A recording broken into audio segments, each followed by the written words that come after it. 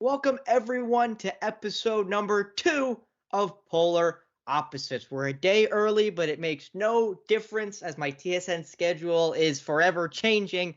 It is still me, Spencer Byers, along with Kajan, Thiruthanikasalam, and Cage. Big show going on here today. Lots of trades happened basically just after we left the pod going, as well as the NBA draft, as we mentioned, was the day after we recorded. So big news coming out of the NBA draft. And then the Raptors added a new assistant as well. And I do want to mention off the top, you have a tease to give us at the very end of the show for something that will be talked about next week. But again, let's start at the very beginning. Let's talk about the flurry of trades that went down before the draft even began. And I think the biggest one, I'm not even sure we talked about it because we didn't know where he was going to go. CP3, Chris Paul, on his way to San Francisco. Golden State decides to take a swing and get the, I'd say, Hall of Famer, but maybe without the ring, he doesn't get in. They trade Jordan Oh, Poole, their 24-year-old guard. Go ahead, Cage.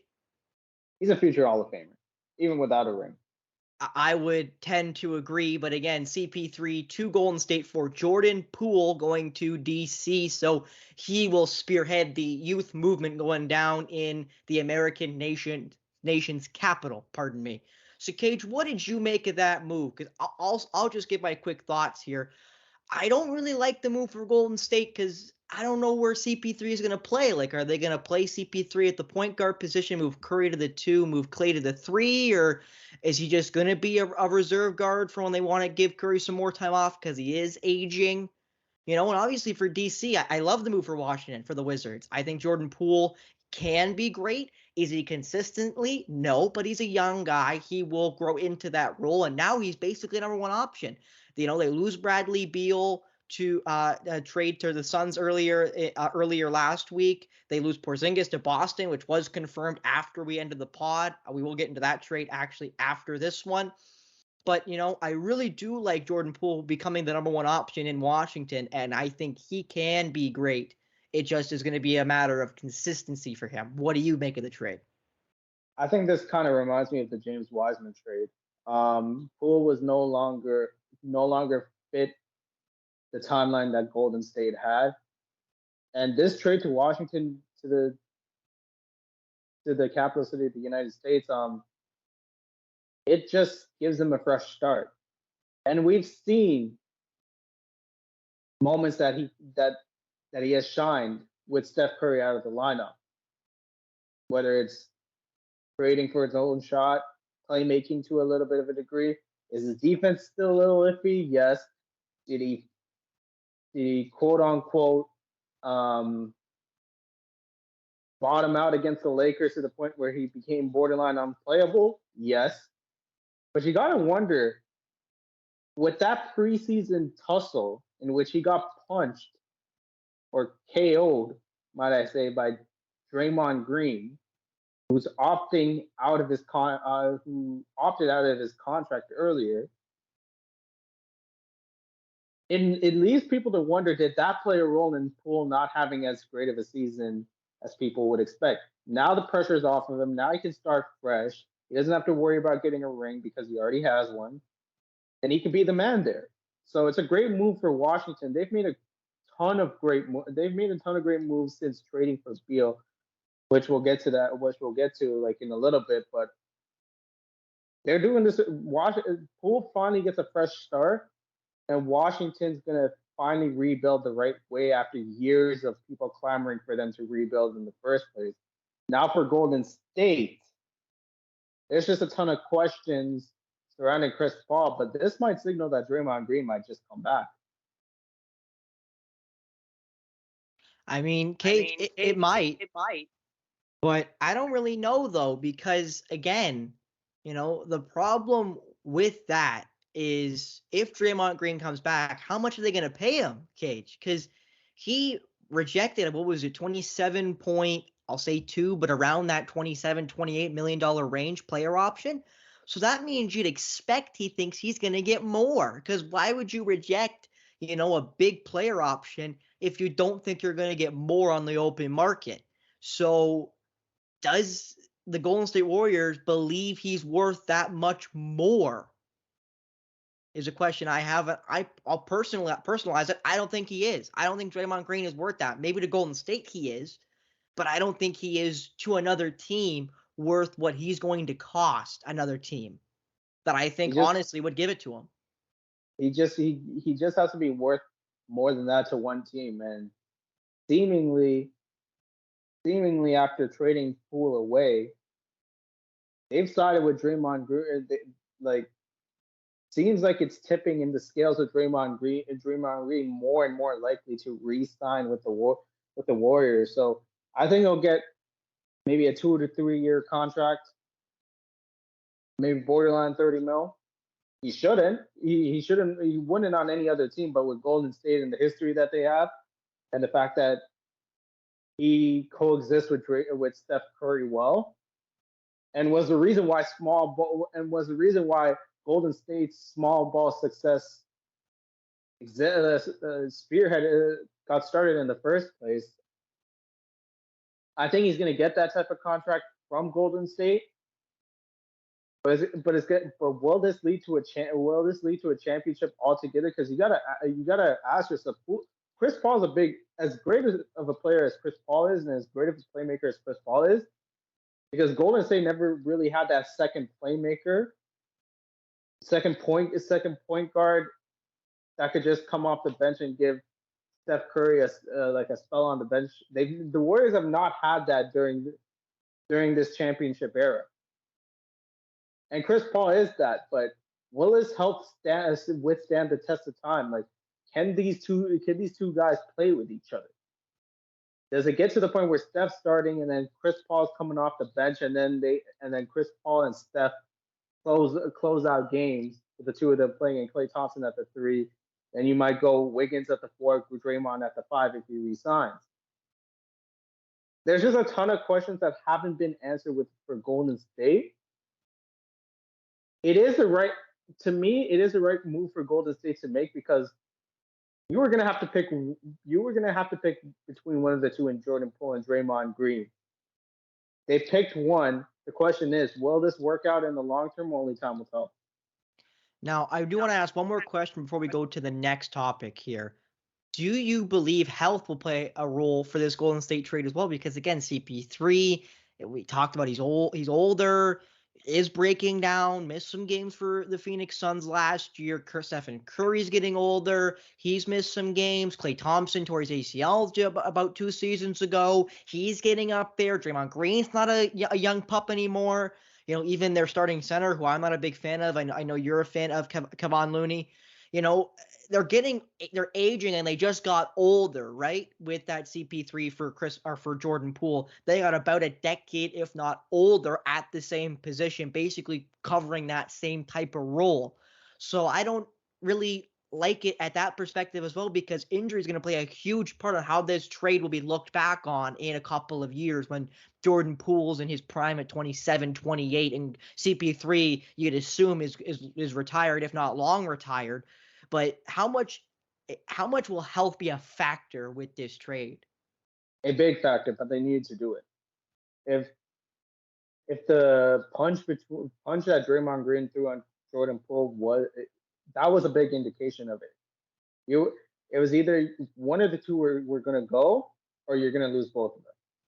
And quite frankly, with Bob Myers leaving the Warriors and Mike Dunleavy Jr. taking the reins, the choice was clear. They're maximizing Stephen Curry's championship window. And like it or not, in theory, Chris Paul fits that. And he doesn't have to play as big of a role as he did, say, with the Clippers or with the Rockets, or even to a degree with the Suns. But health's going to be the biggest factor, and I agree with you, because every single one of those Warriors core players have gone through injury struggles. Steph Curry was hurt for a portion of that season. Klay Thompson coming off an ACL and that torn Achilles on top of that. Draymond Green's had some injury risk in the past. We've all known about Chris Paul. And even And even someone, Kevon Looney's had his hip issues before. And even someone like Andrew Wiggins, too. Like, he was a model of consistency. Now, I know, like, he was out for a bit, but his dad being ill had a lot to do with that. But there's on paper, talent-wise, the Warriors can compete with the best of them. But like the Clippers, health is either going to be the deciding factor of this Warriors roster for better or for worse. Definitely for better or for worse. Again, we're going to have to wait and see how these rosters look when they start trying to play together on the floor. But to the next big trade, we talked about it as a rumor. The trade looks a little bit different than when we talked about. We thought it'd be Porzingis for Brogdon, more or less, and it pains me to say it is not Malcolm Brogdon going the other way. It is Marcus Smart. The Clippers fall out. The Memphis Grizzlies step up. They pick up Marcus Smart from what sounds like forever they've been trying to acquire Marcus Smart. They finally get that opportunity. Marcus Smart goes to Memphis. Memphis sends Tyus Young the other way to the third team, which was the Washington Wizards, as they send Porzingis to the Boston Celtics, who also acquired 2 first-round picks from Memphis, sending Smart to those Grizzlies. So the Celtics had a really good trade there, getting a really good big man that should fit really well with that Boston core of Jaylen Brown and Jason Tatum. But Cage, as a Celtics fan myself, losing Marcus Smart is just, as much as he's had his problems being the point guard for this team, it really does pain me to say he's no longer a Boston Celtic. Well, he was the first piece of that Celtics rebuild back when Brad Stevens started off as a head coach for them. So this sort of reminds me, if this ends up being successful and Boston ends up winning the title this following season, this will be reminiscent of DeMar DeRozan being traded to San Antonio for Kawhi.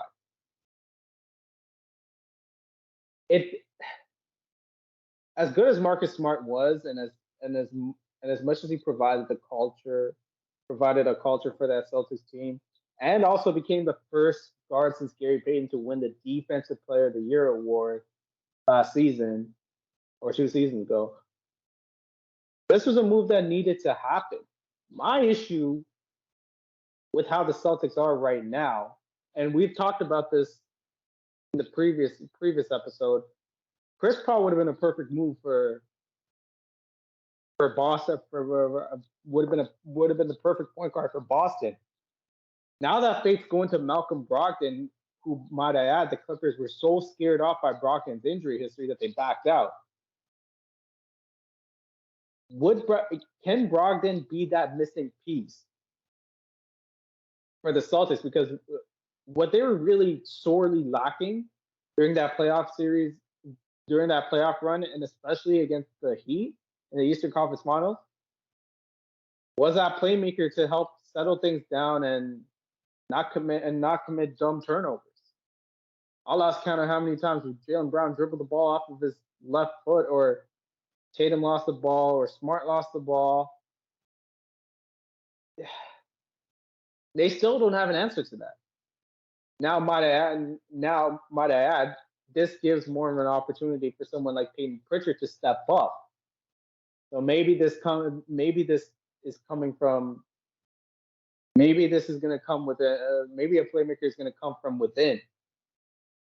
But another concern that I have, like in terms of like Porzingis, yes, you somehow traded away Marcus Smart for Porzingis and 2 first-round picks. But how is Porzingis going to fit into that rotation defensively?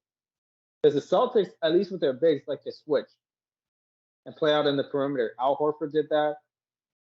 Big Rob did that as well. But Porzingis isn't really comfortable switching and guarding out to the perimeter. So it's going to be very interesting to see how he fares in the Celtics' defensive schemes and how he will fare in their closing lineups that they really need defense down the stretch. Offensively, he's a great option. Can stretch the floor out. Can shoot over anyone from 15 feet out. Can be the roll guy. he had a clean bill of health for the most part in last year with the Wizards. So health for now hasn't been the biggest. It wasn't an issue last season, but in the past it's been. But it's defensive. It's defensively for me that's the biggest concern. On paper, the Celtics should win it all with the talent that they have. But on paper doesn't necessarily equate to championships. It just equates to championships if it's like preseason picks. There's a reason, Kajan, why we don't award trophies before the season starts, and there's a reason why they play the games. Because at the end of the day, the lineup sheet don't mean nothing if they can't perform on the floor. We'll see what the Celtics again do look like, just like Golden State when these guys touch the floor. And the last big trade that happened, I'm not sure how much we're going to talk about this because it's a guy who's kind of struggled, not necessarily been the level of player I necessarily expected, is John Collins is out of Atlanta. ATL sends him packing. He ends up going to, I believe it is Utah, and Rudy Gay going the other way to the Atlanta Hawks. So, Cage, what do you make of John Collins going for Rudy Gay? And I believe it was a couple of seconds. So, for the player that most people expect he could be, he went for just about nothing. This was basically a move that for the Hawks to dip below the luxury tax. And based off of how John Collins was these past two seasons, he was expendable. But it also meant that with his decreasing role and his subpar shooting from behind the arc, mind you, for the 3 or 4 seasons ago, he was shooting upwards of like borderline 40% from 3-point range. This season, I believe it was just below 30. So there were few takers for him, especially with that contract that he signed. But Utah is taking a chance on Collins, given that they believe a sprained ring finger that he suffered to his shooting finger was not healed properly, and that contributed to his shooting a ton. It's a good risk for Utah to take, given that they're still in the rebuilding process, and John Collins is still relatively young, but is just about to enter his prime. And you add to a core like with Lauri Markkanen, Colin Sexton, if it's unclear like whether he's in their long-term plans or not. Walker Kessler. So it's a good gamble for Utah to take, but for Atlanta, this was just dipping below the luxury tax. Rudy Gay's not really going to do much there. He's just going to be a veteran presence for those Hawks. My bigger issue is who's going to take that 4 spot and run with it? Because to me, this is going to be a 3-way competition between Jalen Johnson, who's a great athlete but doesn't shoot the ball particularly well, AJ Griffin, and Saddiq Bey. Whoever runs with this to me is like a signal for Atlanta that they're willing to play small at the 3 and the 4 and try to match up against other rosters in the East by playing small ball. Yeah, John Collins, his career low in points per game since he was a rookie. So not a good year for John Collins going into his first year with the Utah Jazz. But I do want to mention, as you said there with the names you mentioned in that, I'll say quote unquote core for Utah. And I actually do want to mention as quick as I look. Lauri Markkanen's 25. So is John Collins. So they are identical ages. And then you've got, I believe Malik Beasley's still on the team. He's 26. Colin Sexton's 24. He's with the Lakers.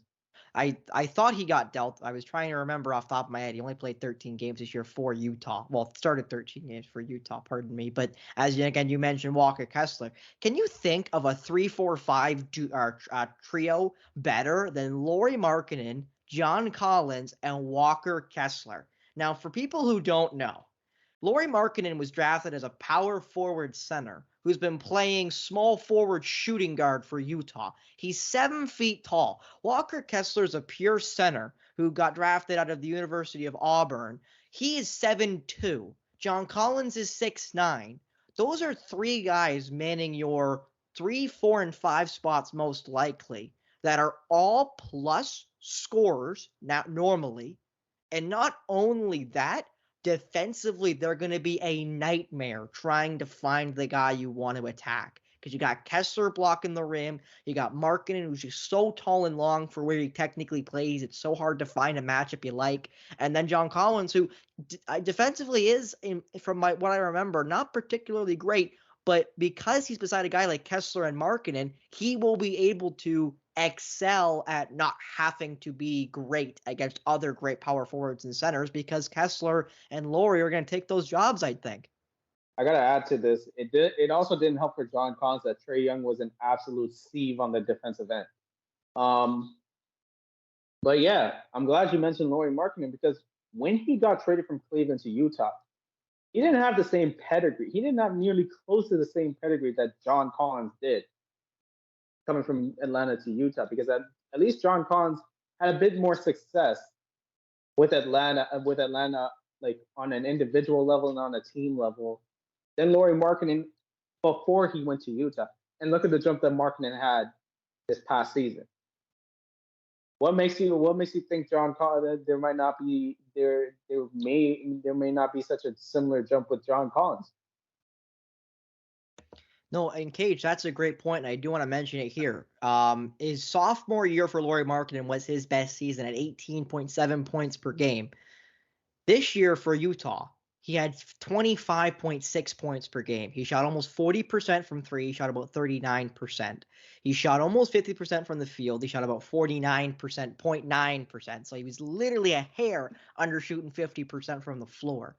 Like, this guy is really talented, and everyone knew it coming out of his draft going to Chicago. It just never really clicked in Chicago, and it definitely didn't click in Cleveland when he went to Cleveland for one season in between Chicago and now with Utah. But it really feels like, Cage, he's really fit in to that, Salt Lake team, and I think that Utah thinks, and I agree with them, might I add, and I'll get your opinion on this, that he is going to be a star, that he is going to be a building block for this organization. And he has shown them nothing but that, and I would have to agree with them that I think he could be a building block because he's only 25. He's a young guy. He is a younger guy who has proven that he is a talented scorer that can shoot the rock at a very high level from 3 and from 2. And he's so damn tall. He's 7 feet tall, playing shooting guard at times. Like, he is just going to be a matchup nightmare for some teams. And to me, I'm gonna one up you. I think he already is. He already is that building block. He already is that centerpiece for Utah based off of the jump that he has made. But with Utah giving up absolutely nothing just to get John Collins, and might I add you, you said Lauri Markkanen's best season before he went to Utah was in his sophomore year when he averaged 18.7 points per game. John Collins had a 20-10 season back in 2019-20 with Atlanta. That was his third year, by the way. That was his third year. And you can argue that Capella coming from Atlanta and taking over as the screener kind of limited John Collins' role to basically a catch and shoot guy. And then with DeJounte Murray coming into the mix, that further limited his role.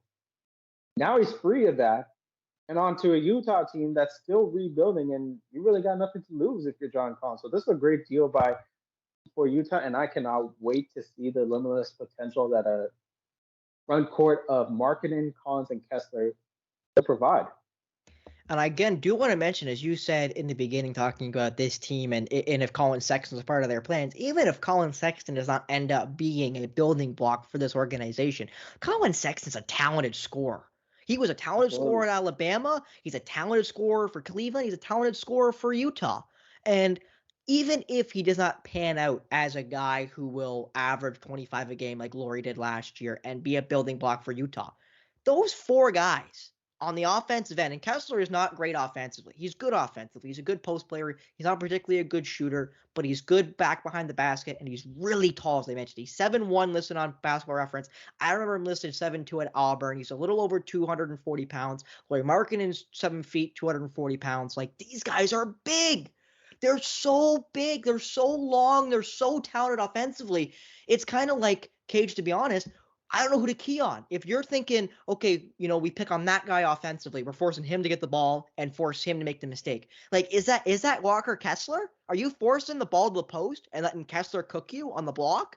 Because you're not letting Markkanen shoot. You're not letting Colin Sexton get downhill. You're not letting Collins get open from 3. So who do you key out on, Cage? Who do you help off of on the defensive end to make up for? Because that's the way the NBA works. You help off that one guy you don't really trust behind the arc. And is that John Collins? Because he shot only 29% from 3, his worst shooting clip from 3 his entire NBA career, even though he's been a 40% shooter in the past from 3. Like, is that the move? Because if it is, I don't like it, Cage. I don't like that move. That's the way you're going to go. If it's going to be John Collins or even Walker Kessler trying to key off on him, because I think you're just allowing yourself to get cooked in down low. I mean, you're there. Like, that's a scenario where you're gonna get cooked at either way. It's just more so a pick your poison thing, and that's when no opposing defense would want any part of. But Utah's gonna force defenses to pick their poison. Right now, John Collins looks like the safest pick your poison option. But if his shooting woes really came down to his ring finger sprain that he suffered, that he never really healed from. If he heals from that and goes back to the shooter that he was before, watch out. Watch out indeed. And Cage, I do want to ask you quick before we move on to Scrabble. I'm going to place it right here. But before we move on to Scrabble, who do you think is the next big player to get moved? Again, John Collins was a surprise, I think. Porzingis' deal finally goes through. CP3 finally got dealt out of DC. I say finally, he was in DC for all of like 5 days. But who do you think is next to be the big guy leaving? Is it Damian Lillard in Portland? I've seen the report saying he's not leaving Portland, but I mean, they don't move the 4th overall pick. They end up picking Amon Thompson. Is it Lillard, or do you see somebody else on the move, Cage? Who do you got? I just can't see the Pelicans moving Zion Williamson. But I'm gonna say a name that was mentioned in trade rumors before. Pascal Siakam. Now, depending on what Toronto does or doesn't do, I don't think his timeline fits with what the Raptors' timeline should be. And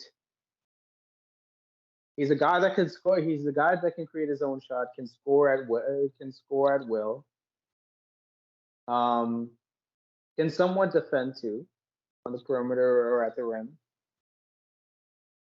But I just think his timeline just doesn't mesh well. Like, his timeline right now doesn't mesh well with Toronto's. I don't think Toronto's anywhere close to a contender, and it's going to take a while before they do. So I think he's the next piece to go, and the Raptors could get some pieces back for him to continue to accelerate what I think should be a rebuild. Now, will it not happen is only time will tell for that. But something's telling me Siakam might be the next star gone. Yeah, you may be right, but again, we got to see what Masai Ujiri, MLSC, Bobby Webster, and that Toronto organization decide on what their timeline looks like. But now, as I mentioned, to Scrabble, I've got 4 names, Cajun. The first one's easy. The second one, I don't know if you're going to get. The third one, I expect you to get. And then the fourth one, I hope you don't get. That's the trump card. That's the one I pulled out, and I'm hoping you don't get. But number 1, the easy one, Cage. You're right now 3 for 3. You went 3 for 3 last week. You wanted a little bit harder. I hope I went a little bit harder. We're going to find out. So the first name, you got out your pen and paper. Mm-hmm. So the first name is WOLNEL. WOLNEL.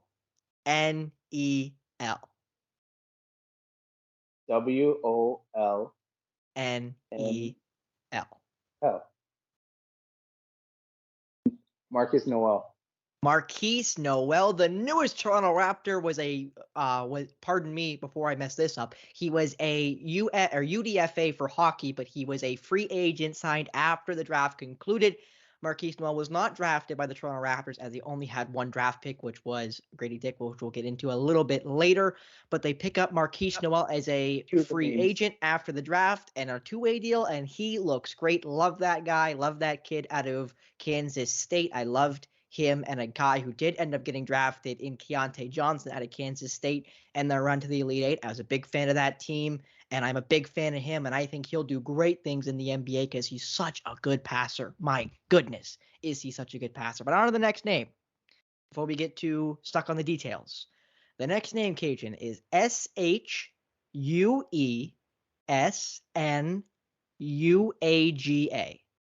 Oh, Cage, I might mess you up here. I put one too many U's. I thought I did when I reread it, but I put one too many U's. There's only one U, so I'll repeat it. So it's SHUESNAGA.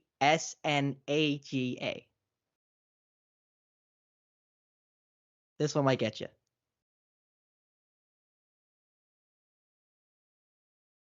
And if you want a hint, I'll give you a hint. Go on. The hint is he was drafted at the latter half of the first round in this year's NBA draft.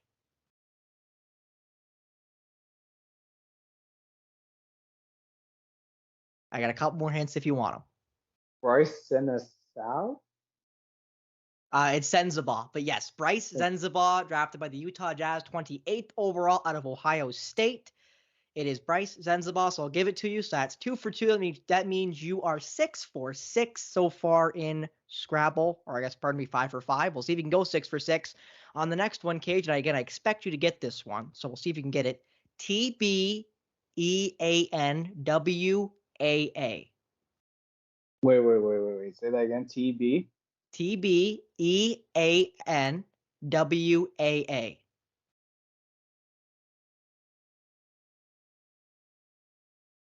Yuta Watanabe. Yuta Watanabe, it is. That makes you 7 for 7. And the one name I think I might get you, because I don't know if you know who this is. BLITSUE. BLIT. SUE.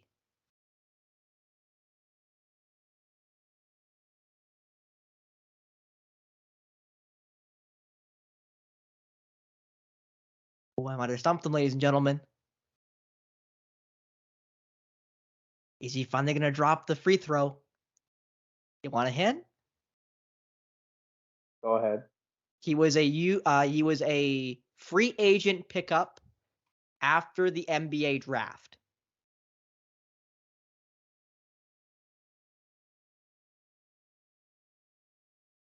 All right, you got me.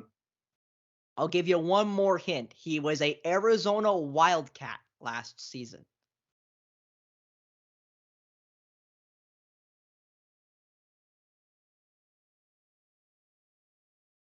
That gets you any closer? You want to take a stab?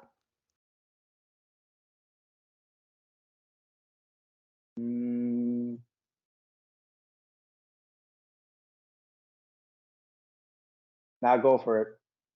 I can't pronounce his first name because he's from Lithuania, but I'm going to go with Tubelis out of Arizona. Got signed as a free agent after the NBA draft. I love Tubelis. He was a great player for the Arizona Wildcats, a team I expected to win the NCAA tournament, and then they went out in the first round, so that blew up all of my brackets and my heart. But Tubelis. I mean, Purdue getting knocked out as a 1 seed probably messed over everyone's brackets. And Arizona, the other 1 seed going out in the first round, so that really did blow up everybody's bracket. I believe only 5 lasted through the first round. So I did finally get Kajan. He is now 6 for 7 in Scrabble. So we'll see if I can get him one more time next week on the Scrabble board, Kajan. That's a better free throw percentage than anybody on the Raptors did in that playing game. Well, luckily for you, you don't have DeMar DeRozan's daughter screaming in your ears, I guess, if you want to listen to the haters. So now going on to the NBA draft, we kind of waited to get into it because of all the trades that happened prior to the draft, but now we're here, NBA draft. Cage, Who do you have as one winner and one loser coming out? Some teams had late picks in the second round, as the Raptors only had one draft pick overall, which was in the first round. Who do you have as a winner? And no, you can't say San Antonio because they drafted Victor Wembanyama. You got to pick somebody else. Who is your one winner and one loser coming out of the NBA draft? Winner for me has to be the Houston Rockets. Not only did you get a guy like Amin Thompson, who, for all his troubles about shooting the ball, can do basically everything else. And he has a work ethic, and he's got a great work ethic, holds himself accountable, and that fits well in a team led by Ime Udoka. Not only do you get a guy like Amin Thompson, but Cam Whitmore, in spite of his body interviews and quote-unquote attitude that turned off teams, which is why he slid all the way from when he was projected around 4th or 5th, all the way to 20th. So you basically got 2 top 5 talents in the first round if you're the Houston Rockets, and that sort of like expedites your rebuild. And man, it gives Houston a really intriguing young roster. And with a guy like Ime Udoka at the helm, that team's gonna play hard, and that team's gonna play hard, and they're gonna play the right way. So Houston for me is the big winner out of all this. And what about a loser kid?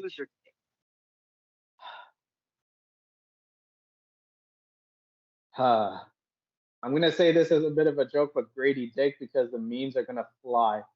Oh, they already have, kid. They already have. We'll get into that in a second, but they already have. Do you have anybody else you want to mention as a loser? Because we'll get into the Raptors. Obviously, again, you're a Raptors fan. We talked about it last week that we did. Neither you or I would have picked Gradey at 13. Obviously, I think the guy you and I would have probably pegged to that spot in case Wallace goes 10. So he ended up not even being on the board. But I still would have went with Scofino Hood out of Indiana. But again, regardless, is there another loser you want to mention?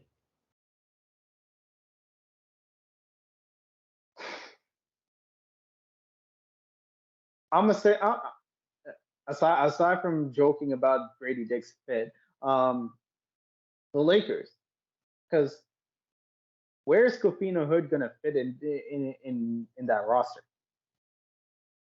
Don't get me wrong, it was a good value pick for the Lakers, but with Reeves already on that team, with Hachimura, and with LeBron and AD still on the roster, and with their championship window still wide open, I just don't see where, like, unless Austin Reeves leaves, where I don't see it, like, where it's more likely that's not going to happen. Where does he fit into their plan? And not only that, kids, they let Cam Whitmore fall right past them. The Lakers had 17. Again, Cam Whitmore, as you mentioned, with the Rockets being your winner, he goes at 20. I wanted to mention another name with the Warriors pick, which I actually saw a mock that was released before the draft, that Brandon Podziemski would land with the Warriors at 19, a great shooter out of Santa Clara, which is a WCC division, which is where Gonzaga play. So not particularly a great division, but he was a plus 40% shooter from 3, kind of like Gradey Dick, just at a lot, I'll say, lower level comparatively speaking to the division he played in. But regardless, you let those 2 guys go, which I think you could argue be perfect fits, 2 guys that can work off the ball and be talented, I'll say, scorer for Podziemski and just about everything else for Whitmore out of Villanova. But, as I mentioned with Hood Scolafino, that you draft him for the Raptors because he's such a good playmaker. The Lakers draft him, and there you have their playmaker in LeBron James. So where is he going to fit on the floor, as you mentioned? Where is he going to fit? That's a question I'd love to see answered. I do want to mention another kid I absolutely love this kid. Marcus Saucer, 25, going to Memphis, actually getting traded to the Pistons, was drafted with the Memphis Grizzlies pick. And then Julian Strawther, the Pacers draft pick, going to the Denver Nuggets. I love Julian Strawther out of Gonzaga. Big fan of that kid. I hope he succeeds. And a hats off to all the guys who got drafted and the guys who got signed as UDFAs after the draft, because it's hard to make the NBA. You have 12 guys who play regularly. I think 15 roster spots on the NBA roster. So to even make a 10-day contract is an accomplishment in it of itself. You are 1% of the 1% of the 1%. and you deserve to get the hats off. So, Cage, I know you echo what I said, but hats off to all the Absolutely. guys who got drafted and all the guys who ended up getting signed after the draft concluded. You're not wrong. You're not wrong right there. And I'm glad you mentioned Strother. Like, as if the Nuggets already don't have a stacked roster. Now with the salary cap being a big hindrance for a lot of NBA teams, getting a guy like that is going to be huge for Denver, especially since a guy like Christian Braun played big moment, played a big role, especially during that finals against the Heat in that championship run for Denver. Now you add a guy like Strother to that, and on top of that, if Bruce Brown Jr. resigns, my favorite player of all time, Spencer hates him, but with if you with the Nuggets continuing to add more quality depth out of the draft, we might just see the Nuggets as that next dynasty. We might just see it again with the best player on earth, Nikola Jokic. Don't at me, Joel Embiid. I don't want to hear it. But before we get to Gradey Dick, we do have to hear it. It's gonna be it'll be a back and forth between Joel Embiid and Spencer Byers. I would win. live this. I'd make him cry like he did at the MVP ceremony, Cage. My goodness. You put me and Embiid in a room. One guy's walking out in his feet and the other guy's crawling out. And the 7-footer ain't walking out, Cage. That's all I got to say about that. Hey, go after him, Scarbarius style. Oh, no, that's all you, Cage. That's all you. I as the country folk, you as the city folk. You city folk keep that to yourselves. But for those of you who don't know what Scarberry is, I like to call it's another term for Scarborough. Yeah, Scarborough, Ontario, better known as Toronto East? Toronto West? I don't know. One of the two. Toronto East. There you go, Toronto East. I know it was one of those directions because I'm just south or north. Pardon me. I'm just north. So, I don't really pay attention to y'all cityots, if you will. But to continue on with the draft, the guy who another one of the wild cards who might have taken Cam Whitmore's spot in the draft is Bilal Koulibaly, who is a French player who played with Victor Wembanyama on his Metropolitan 92 team. He got drafted 7th overall by the Washington Wizards. Technically by the Pacers draft pick, but the rights go to the Washington Wizards. And man, I didn't want to get to the NBA draft, and what an ugly, just ridiculous show that is. I don't even want to mention that today. We'll talk about that probably next week, just about how badly the NBA draft is telecasted. But again, Koulibaly, high risk, high reward draft pick, but we've talked about it throughout this episode with the Washington trade with Porzingis and CP3 respectively, that they're a rebuilding squad, and maybe taking a big hit or miss, high risk, high reward pick in Koulibaly might work out for this Wizards team that doesn't need him to be a star right away because they're going to be rebuilding for the next 3 to 5 years, I'd expect. You hit it right in the nail, Spencer. Maybe if you were a team that maybe if Washington was a team that was looking to make the playoffs, this drafting Koulibaly would be sort of a head scratcher, but they're rebuilding. And they're finally doing what they were supposed to do. And going back to like that Porzingis deal, instead of getting Marcus Morris senior in that deal, they get a great point guard who was living in the shadow of John Morant in Tyus Jones. So Washington's been making some great moves ever since they traded Bradley Beal, and Koulibaly. He's 6'8", 7'2" wingspan. He was brought up as a guard, and then he had a growth spurt, and then all of a sudden turned into a wing. He's described himself as a two-way player. He spent a lot of time watching now Nets wing Mikal Bridges. His shooting does need his shooting does need a lot of work, and his frame needs to grow into his frame to like withstand the physicality and like the schedule of the NBA. But it's a high risk, high reward pick. But I like it. Washington, it's going to take time for Washington to get back to the playoffs, and you got to take risking while you're in the infant stages of a rebuild. Now he's going to be added to a wing core that includes Corey Kispert, Denny Avdia. Um, Remains to be seen what they do with their what Washington does with its other guards in the wake of Tyus Jones trade with Monte Morris and DeLon Wright. But Washington, for the first time in forever, Washington finally has a direction. Yeah, and I do want to mention Corey Kispert, a former Gonzaga Bulldog. So again, big fan of Mark Few's work with the Gonzaga program out of Spokane.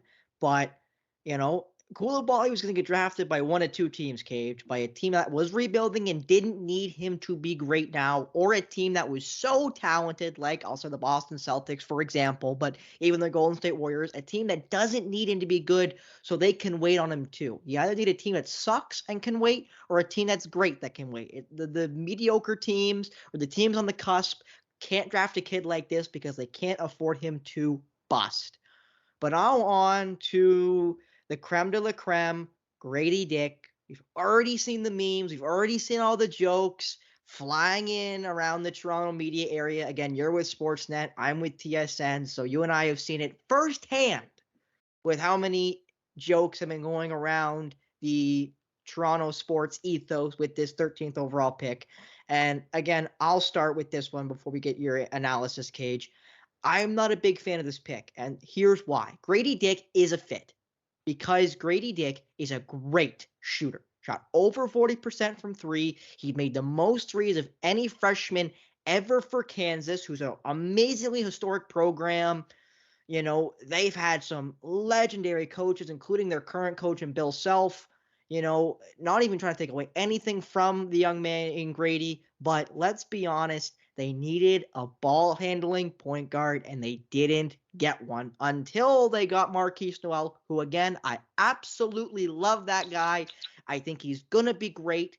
I hope he gets a chance with this Raptors team this year. I don't think he will because he's on that two-way contract, so he will probably start with the Toronto 905 team over in Mississauga, which I might have to go out and see a game because Markquis Nowell's on that team. And again, I love that guy. One of my favorite players during the NCAA tournament in that Jerome Tang-led Kansas State Wildcat team. But again, regardless, Cage, what did you make of that Gradey Dick pick at 13? And yes, I know I just said Dick pick, but what am I going to do? What am I going to do, Cajun? What am I going to do? Oh, man. The worst place that he could have ever been drafted in terms of the memes had to be Toronto, didn't it? My goodness. But in terms of like from a basketball standpoint, I was with you on the fact that Gradey Dick wasn't exactly what the Raptors most needed. And I was pessimistic about it. But then they signed Nowell as a two-way contract. And you know what? I'm okay with this pick. I'm okay with this pick given that they did get a playmaker who went undrafted nonetheless. So I think we both were on the same page that they really need a playmaker, and then Casey Wallace was at the top of my list until OKC swooped him. But they did get a point guard. They did get a point guard right back. Granted, he is also 5'8", but he's not. You're not going to get any sort of complacency from Nowell because he had to work for everything. He had to fight for everything. Fight for his a seat amongst the NBA peers and just in general because of his height. So I have no problem. Granted that they got their playmaker, they got a playmaker in Nowell. I think he's going to make an immediate impact for Toronto to the point where they'll convert his two-way contract into an NBA contract, which makes the Gradey Dick pick now. There I go. You said it too. Now. There you go. Now we're even. Oh boy. There's going to be a lot of that. There's going to be a lot of that over the course of Gradey Dick's career tenure here in Toronto. But The other thing that Toronto sorely needed was shooting, aside from playmaking. And Gradey Dick provides that. One of the better shooters in the NBA draft. Now his defense, his height allows him to defend to a certain degree. It's not the greatest. He's not the greatest defender in terms of mobility, but the Raptor, like, he can figure it out defensively. But someone that can let it fly from downtown and really provide lanes, driving lanes for someone like Pascal Siakam, who is a prime trade candidate to away from Toronto, but it remains to be seen. We're just talking in the sense of the roster right now.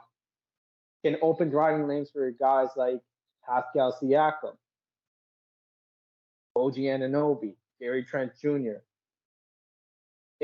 Having a shooter like that will really open things up for the rest of the roster.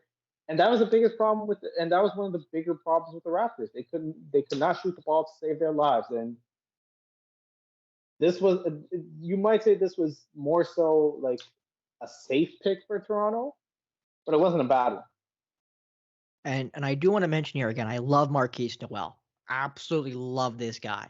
He played 5 years in college, his first 3 years with Little Rock, which is in Arkansas in the Sun Belt, and then played his last 2 years with Kansas State in the Big 12. He never shot over 40, basically 3% from the field. He shot 38% from the field in his last year with Kansas State during the regular season. He shot 35% from three, but he does have logo range, which we saw during the NCAA tournament. And then here's the big thing, KG, you and I have alluded to. He averaged 8.3 assists per game in his NCAA year with Kansas. He averaged 17 points a night. And yeah, he did average almost 4 turnovers a game as well, but that's going to come with a guy who's able to pass the rock like that. It's the same thing as, when you're able to pass the ball better than the average guy, you're going to attempt passes the average player won't make, which inherently means you'll probably turn the ball over more because you're taking more risks, right? It's just that it's that game you play when you have a great passer. He was a 2-time Big 12 Defensive Player of the Year, or Defensive Player All-Team. So he made, in the 2 years he was in the Big 12, which is one of the best conferences in college basketball, right? Like, it's got some great teams in the Big 12. Texas, one of them, who was projected to be a top, a Final Four team. They didn't end up making it that far. But, Big 12 is a great basketball conference. He was all defensive team both years, and he averaged over 2 assists both years. He averaged over 2 steals, 4 of his 5 years in college. Like, this guy, even though he's only listed 5'7" from Basketball Reference, is probably closer to your 5'8", as you mentioned. He might be small, but he's tenacious. He's not giving you an inch on either side of the floor, and that's why Toronto's going to love this guy, because he won't give you an inch. And as he's listed from Harlem, New York, he's from the streets of Harlem, and he ain't scared of nobody. Ain't scared of nobody, Kajan. He like me. He ain't scared of nobody. This young man is going to give you everything on the floor, and I love him. Oh, my God, I hope to get him on the pod. I don't think I ever will because, we're pretty small. Pretty small grapes, comparatively speaking, to where he's going to be. But regardless, I love Markquis Nowell. He's one of my favorite players going to be in the NBA. And if he's playing from the 905, I'm going to have to go over to Mississauga to go to that little building that the Mississauga Steelheads play and watch him, because I love him. He's so talented, and he doesn't give you an inch. And man, do I wish the Celtics picked this guy up. I was so upset to hear about the Raptors, Cage. I was so upset because this guy, he's just so lovable, Cage. He's like my boy Robert Williams, Time Lord. He's just so likable because he gives you everything he's got every time he's on the floor. It's never a question of effort with this guy, and that's why they're going to love him. If you're a Raptors fan, be excited for Markquis Nowell, because he's going to give you everything he's got, even if it ain't a lot. Because unlike Fred VanVleet, he's a natural playmaker. He's a natural passer, and the Raptors need a natural passer to get into your offense and get into your sets. Because if you're going to rely on Scotty Barnes to do that, it's going to be a long, painful, drawn-out process. With someone like Nowell, that's not going to be the case. That's not going to be the case. He'll get guys to his spot. He'll get guys to their spots. Now it's going to take time. He is a rookie, and he's gonna have to get used to the Raptors' system. But with a guy as natural of a passer as him, it's what it's what the Raptors sorely need. And you being a Boston Celtics fan, I know this is paining you. Oh, it's hurting my heart, not only because I love Markquis Nowell. I love that guy. I think the world of him. I love that Kansas State run with Keontae Johnson, who has also got an amazing story, having, I believe it was I'll say a heart attack, but had a cardiac event on the floor for Florida. I was in a medically induced coma for 3 days. Never played again for Florida. He was on their roster technically for 2 years. His super senior year, he transfers to Kansas State because he gets cleared to play. He wants to play. He goes to Kansas State under first-year head coach Tor0nto, former assistant under Scott Drew with Baylor. If you couldn't tell, I love coaching. I love college ball. We're gonna be talking about when the NCAA season starts up. I love college ball, and that's why I love Markquis Nowell. And again, Cage, I have to reiterate one more time for the show. He's gonna give you everything he's got. He's got that quote unquote dog in him, because that's just the way he plays, and that's why I love him, because he gives you everything. And I love guys who give you 100% every time they're on the floor, because you sometimes see guys who don't, Cage, but he is one, just like Robert Williams. He gives you everything. You know what I can't wait for, Spencer, in 3 to 4 years, Tom? What? The Raptors eliminate the Celtics in the second round, and Markquis Nowell has a triple double. And Kajan, we're having a fist fight in my living room when that day comes. We're probably watching the game together, as you have the alcoholic beverage and I have my Pepsi because I do not drink. But that'll basically be it here for us, Cage. And I do want you to mention before we go, you're going to an event this weekend. I almost butted in, but I heard it's date night, so I'm skipping out. You know, it's you, girl, it's you. So Cage, let us in on the deets. What's going on this weekend? So that's with my girlfriend, everyone. As Spencer just name dropped right there. But Hoop Queens Toronto had us for our first paid women's summer basketball league. I've been meaning to go to this for the longest time, but work, interning at Sportsnet, it has gotten in the way. But not any longer on Sunday. Me and the lady will go out for their championship for championship week. Road runners, I believe, facing off against the Sultans, and I've heard a lot of good stories about this summer league led by Nikisa Kumal Singh. I think, well, we're a bunch of CSM graduates, and our very own Ashley Docking is involved with Hoop Queens as well. So it's gonna be very exciting seeing women's basketball on the spotlight, and with um the first ever WNBA game being held in Toronto a little while ago. Like, I'm really excited to see how the growth of women's basketball will continue to grow, and I cannot wait to, honestly, Spencer, I cannot wait to see watching the basketball. And I can't wait to break it down with you, because I'll probably be watching that at home, or maybe I'll go by myself and try to locate you and Peppa. I might be looking around, you know. I might be bringing out the binoculars trying to find you when I'm in the nosebleeds. Binoculars. Come Yeah, on. well, I try to get, I'll get the telescope, trying to see you when I'm in the boonies up in the 500s and the nosebleeds. But regardless, we'll make sure we mention that. So Hoop Queens next week will be on the show. I talked about we're going to be talking about, WNBA, women's ball, college ball, men's college ball. This is a basketball podcast. We talking ball all day long. And, I can't wait to talk about Hoop Queens, because it's nice to shed light on a league that you and I don't talk about in normal conversation. You and I don't talk about, I'll say, I don't know if you talk about it at Sportsnet, but never talked about it in the radio side over at TSN. And, it'd be nice to talk about and shed light on a league that can grow. And I'll go as far as to say will grow. And hopefully, even if we have a minute play in that, it's still enough for me. And for those of you who don't know where it is, Humber College North Campus, on Sunday. There you go. Humber College Sunday. That would be making sure I check my calendar running. It'll be actually Sunday will be the 2nd of July. So if you're out Canada Day weekend and you want to see some good ball down in Humber, which I believe technically is right near where we are right now. I believe it is North York area. Humber College. Etobicoke.